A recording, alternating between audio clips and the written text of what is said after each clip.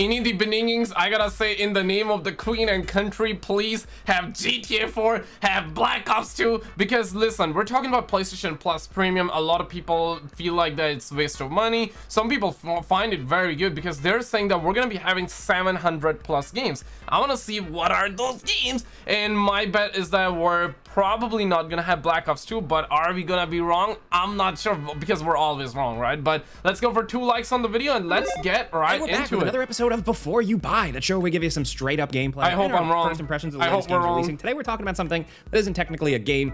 It's PlayStation Plus, because on June 13th, Sony launched this new and improved version of Sony PlayStation ponies. Plus. This is the thing that a lot of people are calling their answer to Xbox Game Pass, kind of. It's replacing. And I do know for the fact that some people will be like, yo, how dare he call that competitor to Xbox Game Pass? Listen, man, everybody's calling that, okay? Maybe not you, but people are actually saying that this is a Game Pass competitor, and it is kind of meant to be in a way, right? Because Sony actually saw the success of Game Pass and now they're coming out with this, right? And they're saying 700 plus games. What are those games? We're gonna find out right now. Single subscription that used to make up PlayStation Plus. Now the service is like split into a 3-tiered system, with each additional tier adding more content and different stuff. Yep. The whole thing is a little confusing right out of the gate, so we're gonna try to explain how it works as simply as we can, and then we'll get into some pros and cons. Bear with us, just explaining it's gonna take a minute. So, you know Game Pass, right? Oh my God, pretty good value, yeah. but if you don't have a PC or an Xbox, you miss out. So people have really been clamoring for this. Now we have Sony and PlayStation's equivalent. Essentially, they're upgrading their current PlayStation Plus service to make it more Game Pass-like and more valuable. For the past few years, PlayStation Plus would put out a monthly selection of games that Spiderman, Uncharted would rotate along with a selection of first-party PS4 games that you could download anytime. Now, of course, it was also required for online multiplayer too. That version of PS Plus will remain the same. It's now just called PlayStation Plus Essential, and it offers all the stuff you got from Plus memberships, like PS4 and PS5 monthly games, online multiplayer access, some exclusive discounts. It does have a lot of really good features, but I feel like that these features could have been in the normal multiplayer as well. Do you, any of you remember like the PS3 days? I remember when I first got that, boy, there were so many game trials that I could have got, and I actually did get, and I remember one of my first gameplay trial or gameplay demo that I installed on PS3 right after I bought PS3 was a game, I don't remember the name, but it was Iron Man, something like that. I downloaded like 20 billion game demos out there. Those were the days, and then they kind of stopped doing that, and now you gotta pay extra in order to get those game demos, which is a little bit sad, but damn, I'm glad that it's coming back, but damn, right? Damn, son. And cloud storage. That's the first tier of this new PS Plus subscription, which costs the same as it does now. In the United States, it's $10 a month or $60 for 12 months. The second tier is where the new stuff comes in. This is the PlayStation Plus Extra, and it gives you access to a bigger, more robust catalog of PS4 and PS5 games. This costs in the United States $15 a month or $100 for $15.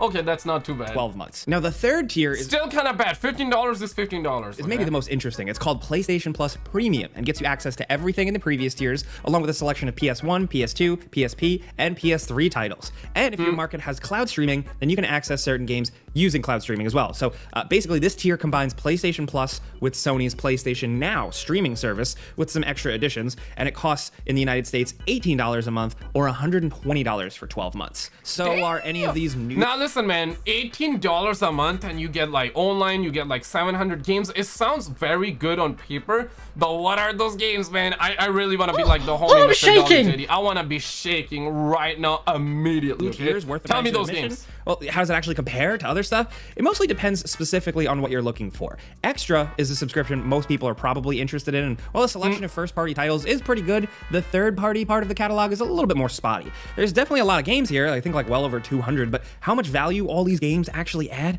is basically up to you. I mean, there's some really great stuff here. We love PlayStation. My guy, it got Infamous, it got, yeah, Detroit Become Human, one of my favorite games of all time. You can see the gameplay running in background as well. They also got Batman Arkham. I genuinely feel like that we need a new Infamous game.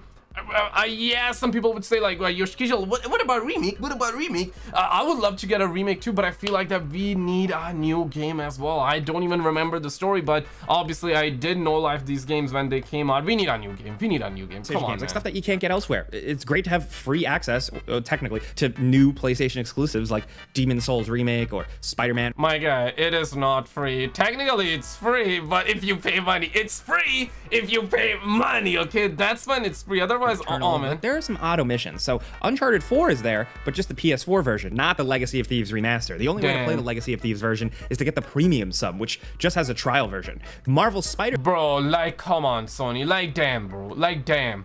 Why? Like, let the homies have that remaster version. You release the you release the remaster version and you have it, but for premium, not for like the extra or whatever, but you got like the Sony Pony 4 version, but if you pay extra money, like $3 more, then you can play the remaster. I mean, like, okay, like, damn, son. Spider-Man is the PS4 version, not the updated PS5 version. Horizon Zero Dawn is here, but not Forbidden West. You just get access to a premium demo. Most of the major... Oh my god, yo, cut it. Sony, come on, son. Like, I've been playing on the Sony Pony console. My first console was PS2. I've been playing on Sony Pony since day one. How dare you not have it? How dare you not have that, man? Damn, man. And Cyberpunk, bro, mother truckers were selling that for $1, for $1. I remember a long time ago, okay? And you're only giving people the trial. Give the people the whole game. Give people the whole game, bro. Games on the PS4 are here otherwise. Damn, so man. If you're a PlayStation fan and you don't already have some of this stuff, then it's a decent value. But just know that at least at launch, the library isn't technically the deepest, but the third-party section is where it's hit or miss. Most of what you're getting are either Ubisoft games or games that have been, you know, around and on discounts or offered for free for a while now in some way, shape, or form. Batman Arkham Knight, Control Ultimate Edition. No slight, but, you know, nothing crazy. But there are a few notable third-party games like Red Dead Redemption 2 and Guardians of the Galaxy. Yo, what about GTA 4 though? GTA 4 happening? Black Ops 2 happening? But Ubicap's game? Damn, son. Which, if you're getting access to that for the first time, you should play it. It's really good. But honestly though, Ubisoft is the homie. Like, say whatever about them, right? Yeah, those games are like coming straight from Ubi Snooze. It's always good to snooze when you play those games, right? I totally understand. I totally get the memes, okay? But Ubisoft being the homie, they're like, okay, here you go. Hey, you go, okay? Hey, you go, okay? Take the free games. I mean, damn, son. Can a brother perhaps see like Black Ops 2 and Rockstar doing that as well? If you're getting PlayStation Plus Extra, then you're really getting it for those first-party games. The selection is definitely bigger than we assumed, though, and there's a lot of good stuff here if you're willing to, like, you know, sort through it all. Now, Sony has explicitly said that most first-party games will not appear on this service day one, like on launch, but that doesn't mean that they're still not getting a few exclusive day one games. I mean, Stray, the cat game, is going to be a day one release. But this is going to be a really good game, and I think the homies would really love that. Only for premium subscribers. So let's move on to that. The most expensive tier, premium, is the biggest wild card, really. For this stuff, they're going all in on streaming and classic games, which, depending on who you are as a customer, is either a huge turnoff or something that sounds interesting to you. You know, we're pretty skeptical of game streaming here, but the experience so far has been decent. The games are playable, at least, you know. We noticed some minor stuttering and... I remember this game, bro. I believe this was on a Sony Pony 3. This is Ratchet and Clank. My guy, I know a lot of these games, bro. Good to see it. Looks like it's been smeared in Vaseline, which is kind of the PS3 experience anyway, if you think about it. But you know, at least for us, this is a decent way to go back and play some. Yeah, Last of Us remake is happening, and I know that like Last of Us remake right now is very controversial. But one thing is for certain, nobody's saying that the game is bad. Everybody knows, if you played it, obviously, you know the game is a masterpiece, and it's good that it's coming back. But damn, right? Can a brother perhaps get it for like $40 and not $70? And then genuinely feel like that Last of Us remake, they gotta have it in the premium. If you are paying for premium, it gotta be in the premium. There's no ifs and buts about it. Like, Sony is being very greedy with it, okay? Like, yep, I'm a Sony pony, or I should say I play on the Sony ponies, but if Sony doesn't make it like on and they do not put Last of Us remake on the premium, they're being effing greedy with it, okay? Just either make it $40 and put it on the premium as well for the homies that are paying that much.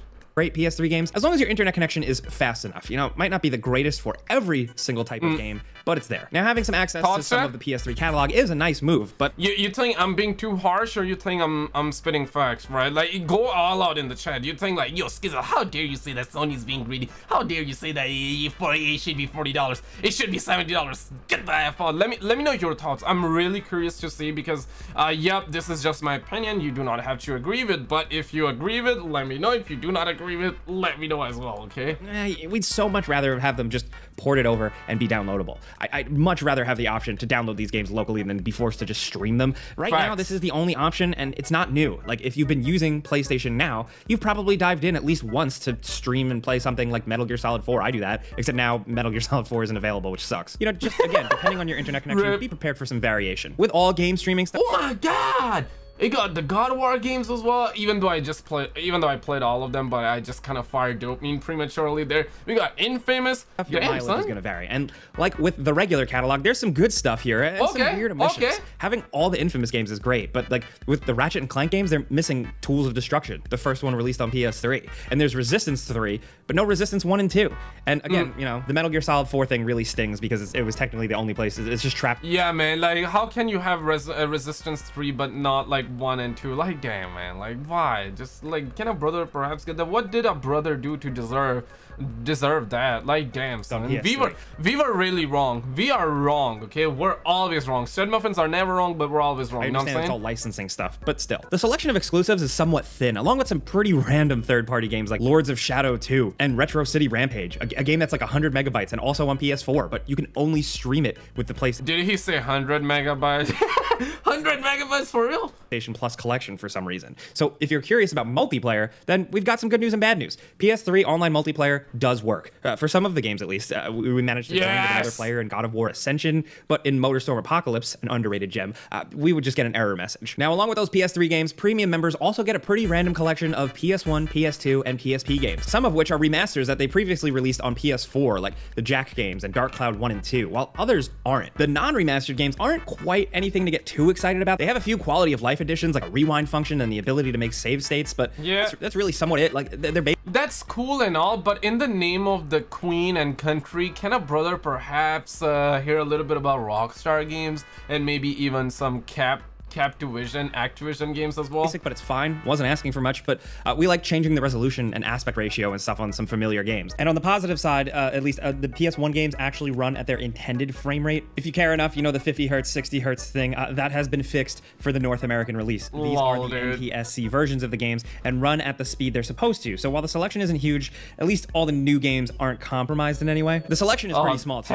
Thank God, because they were saying that like we got the NTSC, we got that PAL 50 hertz, 60 hertz. There was like a problem with that, so good to hear they actually solved that. Only a few games like Ape Escape and Siphon Filter really stand out. Intelligent Cube is also a classic. Original Wild Arms and Resident Evil Director's Cut. We always love to see that get some love. You should play it. Do your homework. Now, you can earn trophies in some of these games. The PS3 streaming games have PS4, PS5 stuff you can earn, but the new PS1 games, like the ones that were ported over from the PlayStation Mini, seemingly, only some of them have achievements, but not all of them. Games like Siphon Filter have achievements, and other games like Worms Armageddon do not. You know, it's just another example of how kind of mixed this whole thing is.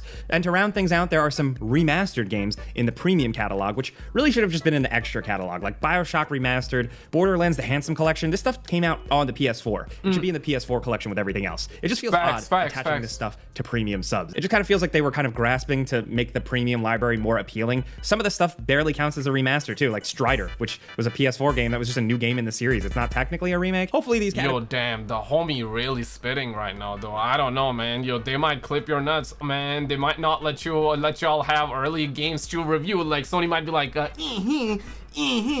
damn, they got Uncharted Nathan Drake collection. We got the Wipeout as well, the Red One. We got the Harry Potter collection as well. Damn, we got Batman. Now listen, man. There are really good games. There are so many games that I'm just looking at it. I'm just firing nostalgia, and it's good. Don't get me wrong. 700 games are very, very good to see. But at the end of the day, I don't think it's enough, right? Like I mean, it doesn't really matter. Even if they had like 2,000 games, it wouldn't be enough, right? So, but like, can we have like more third-party games, the ones that majority also want to play, like Black Ops 2, GTA 4? I'm not saying that everybody's into those games, but majority would absolutely love to see that. That's what I'm saying. Categories fill out and improve in the future, because I mean, like, Sony has an amazing back catalog of games, the properties that they are sitting on. And also the major thing is that let people actually download the PS3 games. That's like a massive bummer. That's a massive bummer, more so than not having GTA 4 or Black Ops 2. Maybe we're gonna have it. The video ain't over yet. Yo, shit, scheiße, I don't know. Let's see. Incredible. But instead of leveraging that to like bolster this new PS Plus, it feels like they're kind of just repackaging all of the random stuff that they've done over the last few years. They're giving us PS4 versions of PlayStation games, PS Classic versions, PS3 remasters that already came out, PS3 games that are from their PS Now streaming service, and there's really no rhyme or reason to a lot of it. It's just them throwing out what they have, and it really is going to depend on the user. You might be happy with it. We were just hoping for a little bit more of an overhaul and less of a repackaging. Yeah, also, I want to say this as well. Like, I don't want to sound like I'm dogging too much. I'm just trying to keep it real with you. Like, I can actually be like, yeah, man, this is the best thing ever, best thing ever. But I want to give you a lot of hope because I feel like that you deserve it, okay? Because I genuinely feel like that in 6 months from now, in a year from now, this service is gonna be way better, given if Sony wanna improve it. If they're like, nah man, we do not want to improve, we just want to get the money coming in like tsunami, then obviously it's not gonna improve. But I genuinely feel like that if they really care for it and if they want to improve on it, surely in 6 months, a year from now, they might make it so we can download the PS3 games. That's already gonna be a massive booster to it's gonna make it a lot more worth getting, if that makes sense. And they're surely gonna be adding new games, more games, old games, and all that stuff. And I genuinely feel like that in the future, listen, it's day one right now, it's month one. What about like year one, right? What about year two? I think it can get better. Right now, I have zero urgency to buy. I feel like that I'm just gonna wait it out. But then if it turns out that they're adding a lot of games, then I think it's gonna be massive. I think it's gonna be good. But there is still value. Don't get us wrong. If you're just trying to spend a little money and get a bunch of games, you get that here. The PS4, PS5 games you get with PS Plus Extra make a lot more sense, and the list of games is relatively solid. The actual possible problem is simple, and it's not technically a bad problem. Some of you might already have most of these games already. Yeah. So Extra isn't really giving us too much, but if you're less of a PlayStation diehard, then there is a decent selection of games to play here as long as you're mostly interested in the first-party stuff. So after all that, despite our complaints, do we recommend PS Plus? Yes, sure. $15 for access to some PlayStation 4 and 5 first-party games is a pretty good deal if you want to try and knock some of these games out. I still think it needs a lot more if it wants to be competitive with other services. And I'm assuming $15 for a year would be almost like $90 or something closer to that. And normal online, you would pay $60. So if you're like going for online and you're paying $60, then don't get me wrong, man, $30 is $30, okay? But for a year, then you can go with 90. And if you're really gonna go for 90, then you might be like, well, I might actually go for that 120 premium. It's only double the price. I mean, if you're gonna talk like that, I mean, damn, man, I don't know about this one, but listen, man, there is some value to be had, but I mean, there are some negatives here, like, I don't know, man, you know what I mean, right? But for $90, I mean, that's busting, okay? That's busting. This is on like PC or out on Xbox, but it's decent. And if there are games you want to play but don't want to actually buy, then there's nothing really wrong with it. There is value, like I said. Recommending premium specifically is a bit harder though, because it just needs more. If they had taken the time to actually port over a few PS3 games, then I'd think differently, but as it is, premium is just not perfect. I expect it to improve in the future, and Sony has said so. But right now, I see myself only just kind of subbing to this when I want to play something weirdly specific, and then letting it lapse or downgrade. You know, the whole thing is just a very confusing pile of stuff that can be individually appealing, but as a package, mostly ends up feeling not quite as good as it could be. Yeah. So like I said, it's mixed, the answer is complicated. The collection of games you get from the extra subscription is solid and probably worth the upgrade. But with premium, you should look at the library really and decide if there's enough that you're interested in playing. It's missing a lot of classic PS1 and PS2 games, but what is there isn't bad. And while the PS3 library... And also we need to be able to download PS3 games. That needs to be #1 priority right now is for them. A lot more robust. The only way you actually play those games is through streaming, which can be very hit or miss depending on where you are and the strength of your connection. It's a bit more complicated than it needs to be, but that doesn't mean the whole thing is a write-off. You know? Oh my god! That is God of War 2. That's the beginnings. Oh my god. I'm shaking. I'm shaking. Bro, like, I remember no life in this game. Oh my god. Yeah, I want to replay one day. There's some pretty good value to be found here. And if PlayStation is all you're on, you know, no PC, no Switch, just Sony, there is enough to excite you, I think. Maybe, probably, in the coming years and months, it'll get better. But for a couple... I think, he said. Okay, couple of bucks, not you bad, can play a bunch more games, and we can never really totally argue against that if you're looking for bang for your buck. But that's it before you buy. You know how this works by now. I give you some pro. Yeah, ladies and gentlemen, click on this video on the screen, or you can click on this video. We got a massive horror series. I would love to see you there, okay? Peace out.